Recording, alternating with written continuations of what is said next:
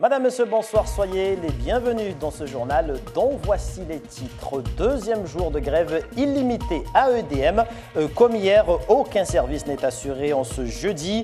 Les agents grévistes poursuivent donc leur mouvement social et c'est aujourd'hui qu'ont démarré les négociations entre l'intersyndicale et la direction. Les précisions sur ce conflit dans un instant. De la politique dans ce journal avec les résultats du second tour de l'élection présidentielle à Madagascar qui s'est tenue hier. Si les résultats ne sont pour le moment pas encore définitifs, on s'achemine à l'heure actuelle vers une victoire du candidat Andry Rajoelina. Plus de précisions sur ces résultats avec Miss Baudine Bakar que nous joindrons en direct de la capitale Tananarive. Et puis du sport, dans ce 19h, comme chaque année, les meilleurs sportifs sont récompensés via le trophée Mayotte Hebdo. Et ce soir, vous allez découvrir en exclusivité les nominés de ce cru 2018. Le rédacteur en chef du sport de Mayotte Hebdo, Ishrak Mahafidou, est notre invité. Il nous dévoilera les noms des nominés dans ce journal. Les négociations à EDM ont donc commencé ce matin avec l'arrivée à Mayotte du directeur général de l'entreprise. Débutées depuis 11 heures, ces négociations se poursuivent à l'heure où je vous parle. Elles s'avèrent être difficiles. Ce premier jour de négociation a permis d'avancer sur certains points.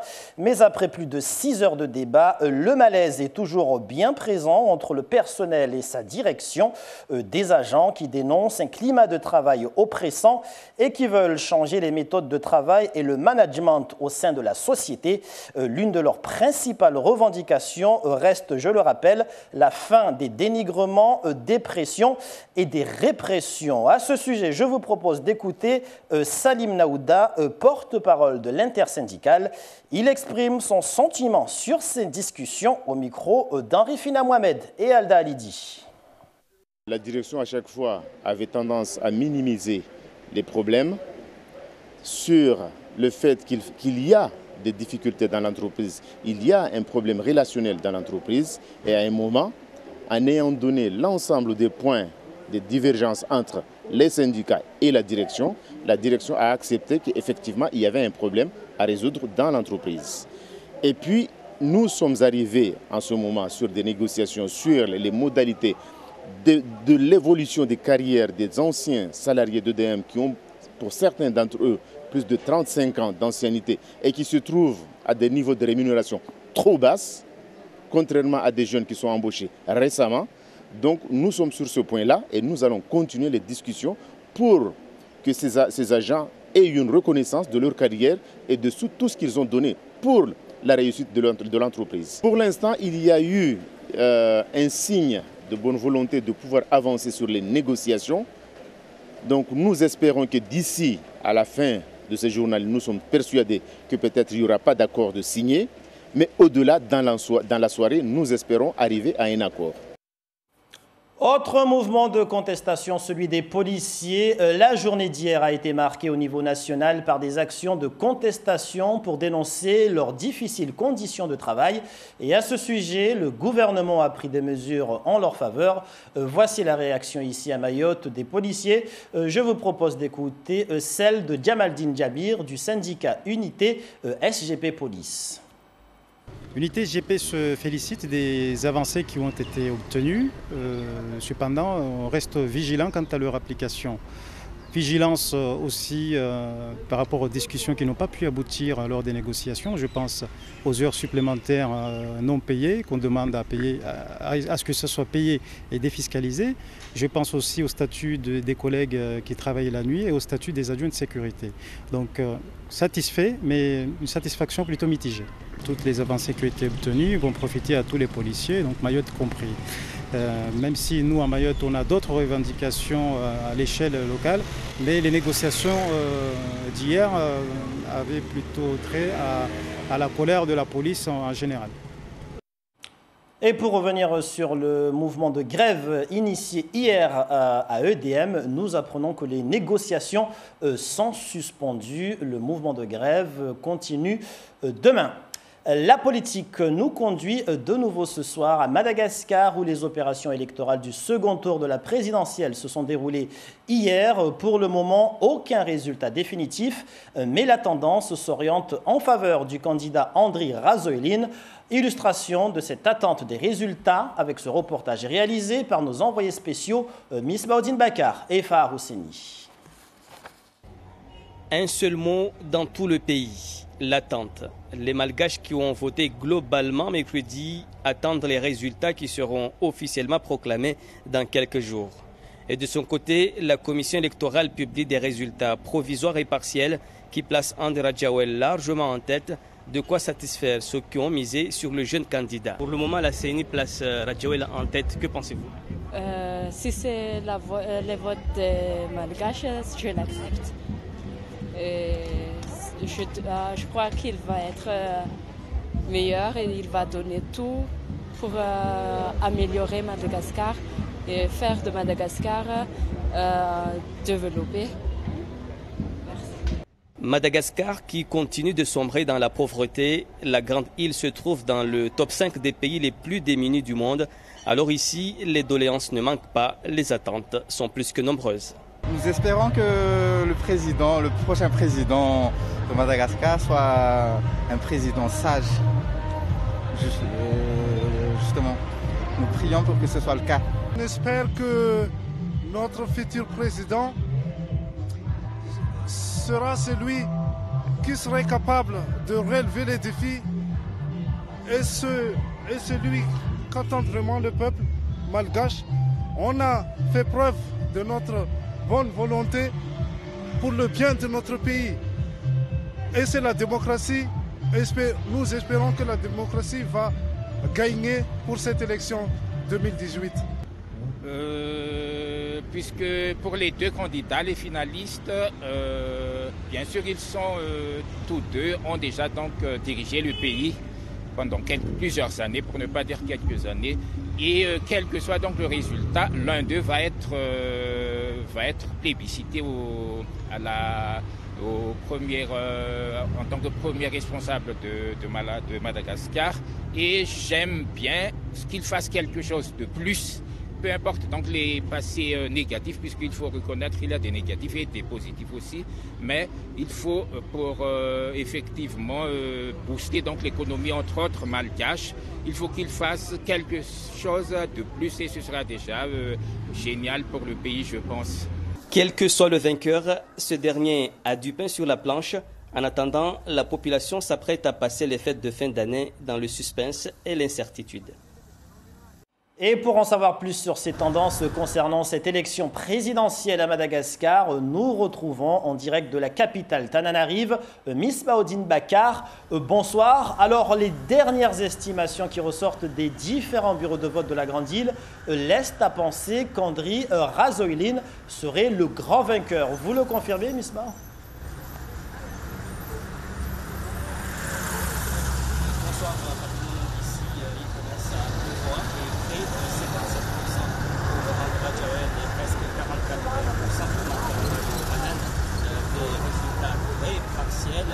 Confirmé par la CENI, puisque ce sont seulement 2% du vote. S'il s'agit bien entendu de Rajoelina qui se tête et le climat. Alors, nous avons un problème technique de transmission de faisceau, en tout cas, concernant la liaison directe avec Misbahoudine Bakar. Nous reviendrons tout à l'heure sur ce direct concernant donc les résultats provisoires de ce second tour de l'élection présidentielle. Mais nous allons essayer de reprendre la main, en tout cas de reprendre la liaison avec Tananarive. Avec Tananarive, Misbahoudine Bakar, que nous retrouverons tout à l'heure. La liaison n'est pas encore établie. Nous poursuivons cette édition du 19h avec du sport, comme annoncé en titre. Du sport donc dans ce journal. Nous allons parler du trophée du sportif de l'année. Et ce soir, vous allez découvrir en exclusivité la liste des nommés pour ce trophée 2018. Avec moi sur ce plateau, le rédacteur en chef du sport à Mayotte Hebdo et coordinateur du trophée sportif de l'année. Bonsoir Ishrak. Bonsoir Fabino. Alors, sans plus tarder, il est temps de mettre fin au suspense et de découvrir ensemble les nommés du sportif de l'année 2018. On débute avec l'une des nouvelles catégories, la catégorie du handisport. Oui, alors le handisport qui n'existe pas vraiment à Mayotte, mais l'air de rien, il y a quand même des actions qui sont menées et c'est ça qu'on a voulu mettre en avant et peut-être donner d'autres idées à d'autres associations dans les années à venir pour vraiment faire renaître le handisport qui était une discipline très populaire dans les années 90 à Mayotte. Donc on a 3 associations qui sont donc l'ADAPI en collaboration avec la MDPH qui ont réalisé le Tour de Mayotte en fauteuil et en handbike en 2018. On a le Centre Multisport de Moroalé qui est un club de sport de combat et arts martiaux qui organise tous les vendredis notamment parce qu'ils font beaucoup de choses pour les personnes en situation de handicap, mais ils organisent aussi des cours de kickboxing pour ces personnes-là. Et puis on a l'association Handicapable de Mayotte qui a fait le Run Handi Tour, qui a initié le Run Handi Tour, le Tour de la Réunion en fauteuil roulant. C'était en mai dernier. On va passer maintenant aux arbitres qui incluent l'autre nouvelle catégorie de l'événement, à savoir la catégorie arbitre féminin. Oui, alors depuis 2 ans, on a intégré la catégorie arbitre. Mais depuis 2 ans, cette catégorie-là, nous, le jury qui nommons les différents nommés, justement, on ne s'occupe pas de la catégorie arbitre. Ce sont les ligues et les comités qui s'en occupent. Mais depuis 2 ans, il n'y avait que des hommes qui étaient nommés à chaque fois. Donc on s'est dit, pourquoi pas créer une catégorie arbitre féminin pour mettre en lumière l'arbitrage féminin, parce qu'il existe. Donc on a cette année Bibi Abdullah Hariti de la Ligue mahoraise de football. On a Naïma Ali Saïd et Shafika Martadji. Donc en handball, ils travaillent en binôme, donc de la Ligue régionale de handball de Mayotte. Nous avons Rohama Saindou, qui est de la Ligue régionale de basketball. On a Domrachi Salim, qui est du comité territorial de rugby de Mayotte. Et enfin, Tania Maria Sultwani, qui est une jeune arbitre de l'UNSS. Et puis donc chez les hommes, on a Indoujin Ali, qui est du comité de rugby de Mayotte. On a Ahmed Hassan, qui est de la Ligue mahoraise de football. Nous avons Ababi Hassani et Elzaki, toujours pareil, en binôme en handball.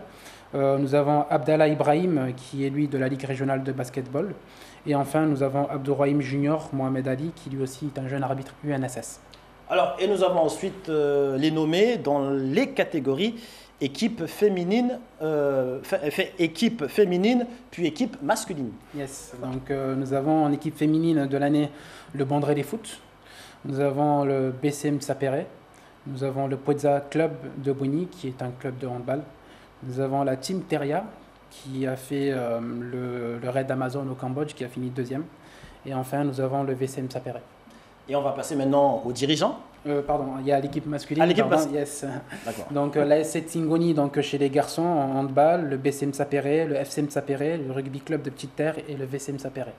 Les dirigeants. Yes. Donc en dirigeant, nous avons Mohamed Ahmada, qui est le président du comité départemental de karaté à Mayotte, Tostao, on le connaît sous le nom de Tostao. Nous avons Daoula Bali Sharif, qui est président du basket club de Msapéré.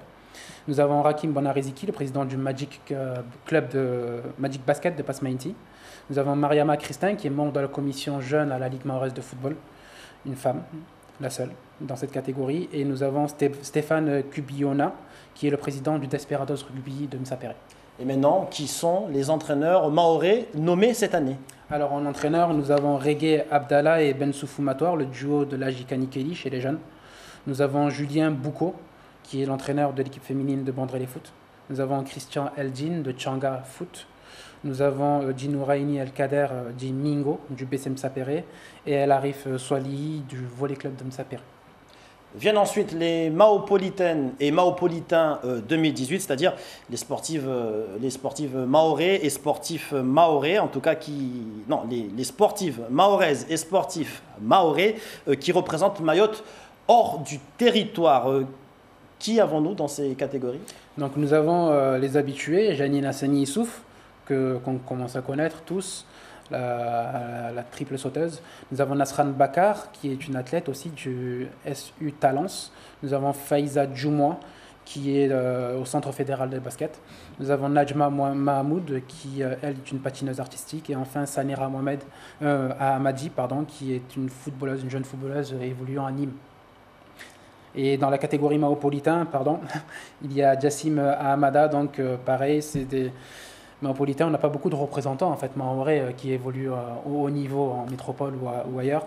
Et voilà, c'est les mêmes noms en général qui reviennent. Donc Jassima Hamada, qui est un athlète saut en longueur et sprint. Nous avons Kadri Mwendadze, qui est le tenant de ce trophée-là, maopolitain, et le détenteur du record de trophée dans le sportif de l'année. Nous avons Kevin Oumar, qui est un kickboxer. Nous avons Marius Randrian Tsenou, qui est un handballeur à Grenoble. Et puis Anzi Saïd Omar, qui est un rugbyman au stade Aurillacois. Et nous voici dans les deux dernières catégories, les catégories phares de l'élection, à savoir celles que tout le monde attend, notamment à commencer par les dames, dans la catégorie sportive. Qui sont les nommés?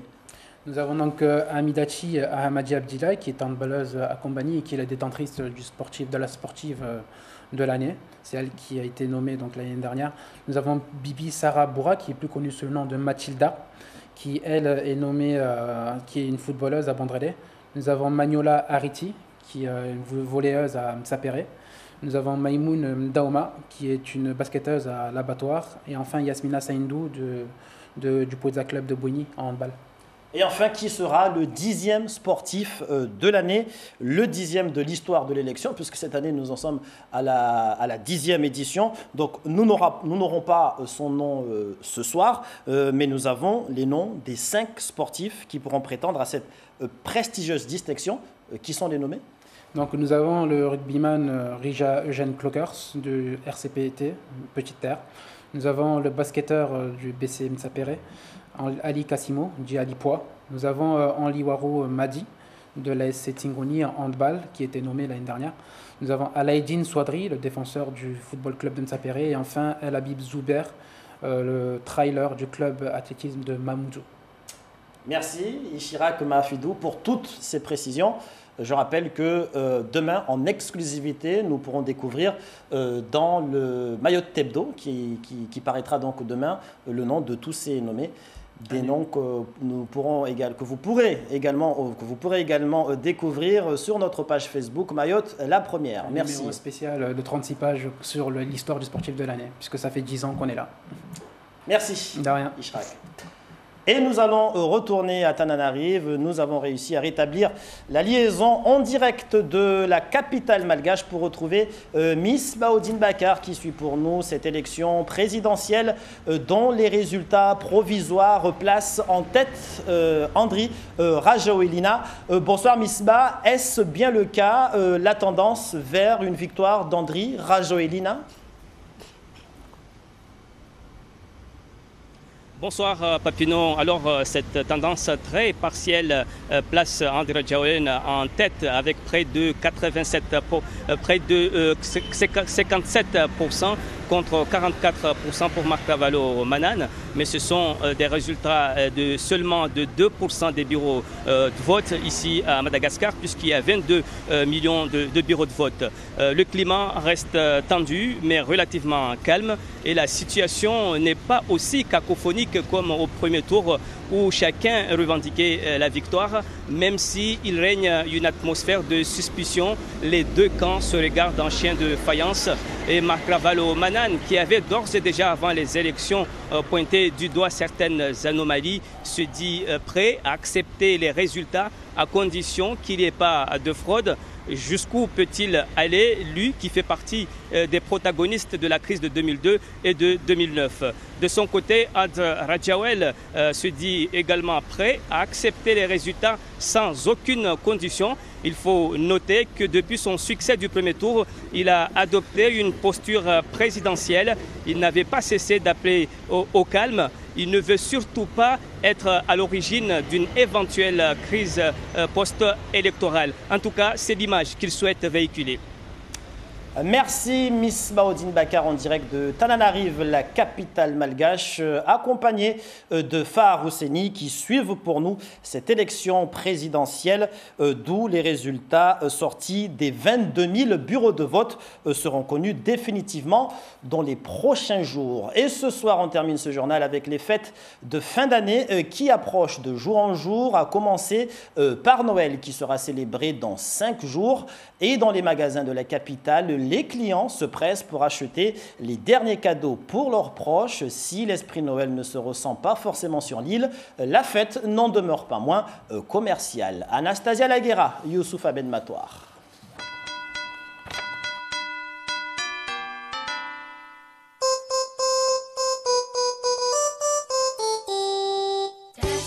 Parce que la magie de Noël se vit surtout à travers la joie des enfants, Ali Ousseni a emmené Nirina, son bébé de 2 ans et demi, choisir ce qui lui plaît. Et pour son petit bout, hors de question de se limiter. Venez ici, on va acheter une bicyclette parce que bientôt il va avoir 3 ans. Mais on n'a pas même des billets pour lui, mais on achète tout ce qu'il veut. Dans ce magasin de jouets situé au Haut-Vallon, le rythme est soutenu à l'approche de Noël. Ici, la fête représente 30% du chiffre d'affaires et chaque année, la tendance change. Qui fonctionne bien, donc on a un retour des toupies Bled Bled qui fonctionnaient bien, qui étaient bien à la mode il y a 2-3 ans. On a tout ce qui est voiture électrique. La preuve, dehors, il ne reste plus que quelques-uns, on les a tous vendus. Tout ce qui est poupée Barbie fonctionne très bien aussi.